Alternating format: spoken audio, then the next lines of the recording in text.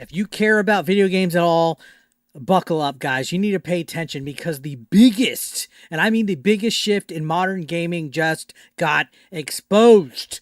And the people who are still clinging to this idea that console exclusives are important, you're about to get blindsided, right? Console exclusives don't mean jack no more, guys. For decades, and I mean for decades, the industry trained us to believe that exclusivity was good, right? In other words, they were like, hey, buy this $500 box, little Timmy, or you don't get to play your little Super Marios. Right? As they blew the cigar smoke in our eyes, guys. It didn't matter what console you preferred. It didn't matter what ecosystem you were already invested in or where your friends played. If a corporate logo wasn't printed on the plastic, tough luck, bucko. That was the deal.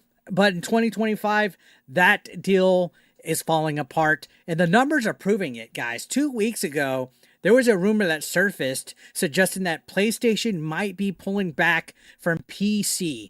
Console warriors were cheering like it was the second coming. Finally, real exclusives are coming back to our PlayStation 5. You hear that, little Jordy? Well, too bad, guys. Reality hit, and reality hits fucking hard. Valve revealed the new Steam machine, which is causing a ruckus in the damn thing ain't even out yet. Essentially, it's a living room PC console hybrid that can run nearly the entire Steam library, and I'm sold on it. And what kind of games live on Steam? Well, gee, let me tell you. PlayStation games, Xbox games, third-party games, emulators, indie, you name it. It literally has everything on there, guys. Suddenly the idea of restricting games to one plastic box is starting to look like a relic of the early 2000s, and you don't want to be wearing them Jinko jeans and them Doc Martens anymore, do ya? But the biggest shock came, right? According to Insider Gaming and a few other sources, PlayStation, yes, PlayStation made over a 1.2 billion with a B dollars investment. Now, according to Insider Gaming and a few other sources, PlayStation themselves has made over 1.2 billion with a B, billion as in Dr. Evil billion, on Steam alone. After Valve's cut. So after Valve's cut, they still made 1.2 billion fucking dollars on Steam. Let me repeat that. Sony earned more than $1 billion selling games to PC players. Games that have already launched on PlayStation years prior, guys.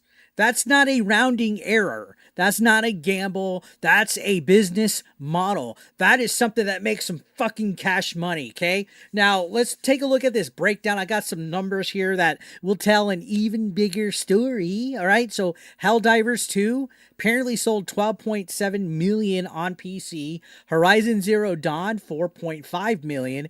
God of War, 4.2 million. Days Gone, 3.4 million. Spider-Man Remastered, 2.7 million, guys. That's not a niche audience of gamers. That's a massive, hungry market that's willing to pay full price for older console exclusives, especially when they run better, mod better, and live on a platform that people already own, which is Steam. The PC master race wants these games. It doesn't matter how old they are, they will run better there. And if you think the momentum is slowing down at all, look at Stellar Blade. That just made some big fucking news the other day. It's now officially the fastest growing launch IP on Steam with record concurrent player numbers, guys. I guess everybody wants to look at some nice TNA while they're playing their games, but that didn't happen because of novelty. It happened because people wanted the game. And that's crazy. So what does this mean? Okay. It means the argument that exclusives drive hardware sales is losing its power more than ever. It means players aren't switching consoles for one or two games. They're staying where their digital library already exists, and that's Steam. And if it means Sony, Microsoft, and eventually Nintendo are going to have to wake up and smell the roses and ask themselves, do we want exclusivity or revenue? You're going to have to open up and realize the cold hard truth. You're going to want revenue. All the corporate people that work for those companies, they want the cash money. All right? Exclusivity is going to be a thing of the past. Development budgets, they're skyrocketing to Kingdom Come. Marketing costs, they're exploding. Live service games, they need constant updates, constant server support. AAA games are becoming unsustainable at this point. It's like overpriced movies. Overpriced movies.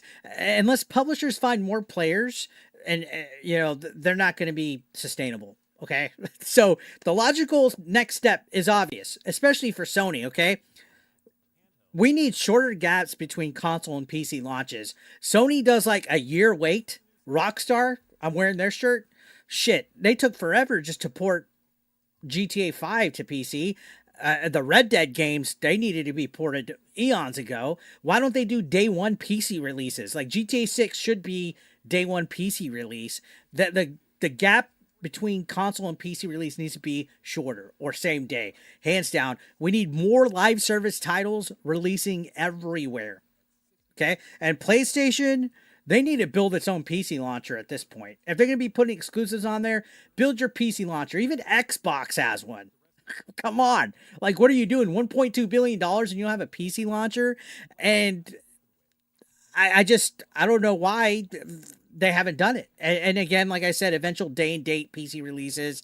And the developers, Sony, Nintendo, PlayStation, whatever, they need to do all this quick. Okay? Publishers, Nintendo, them, the big three, they need to do this. Not because they want to, but because they have to. This is the direction that the gaming industry is going. Money talks, bullshit walks. $1.2 billion on Steam alone from PlayStation. You're missing money. You're missing it. You could be capitalizing. You could be making more money putting your games on PC than on console. Especially Xbox. At this point, do it. And you got fanboys melting down on Twitter, calling people port beggars, and corporations, they're not listening, guys. They're never weird. They never will listen to fanboys. No matter how loyal you think you are to a company, they don't care, okay? Their job isn't to preserve imaginary console wars. Get over it. It's to increase profits. Money talks. And it's to make shareholders happy, and it's to have long-term market reach. That's why we're seeing Xbox games selling better on PlayStation than on Xbox. That's why Steam is continuing to grow. That's why PC is already dominating global gaming revenue. And it's why the exclusive era is dying. And it's not suddenly, but it is inevitable. Like Thanos. It's only a matter of time, guys. So here's the real takeaway out of all this. This is good for players. If you find any bad out of this, you're a retard. This is good for game preservation. This is good for competition. It forces publishers to make better games, not just platform mascots, because they're going to want everybody to buy it. You can't get by now by being like, okay, this is the PlayStation mascot. We'll play it safe. People already bought the consoles. They're going to buy the game because it's exclusive. No, this will force them, okay? Because when everybody can play on everything, that's the only thing that matters. Is quality. So we need quality games. So I'm going to leave it there, guys. Let me ask you, before we take off, do you want PlayStation games to launch on PC, day in date, or should exclusives stay exclusive forever? Are you one of those little guys, right? Hey, little guy. Hey, little queefer sitting on the premium futon. Drop your take below. I'll be reading every comment. Make sure you hit that like button to help share this video out to new people. If you're not subscribed, I'll see you on the next one, guys. Thank you so much for watching, as always. Peace out.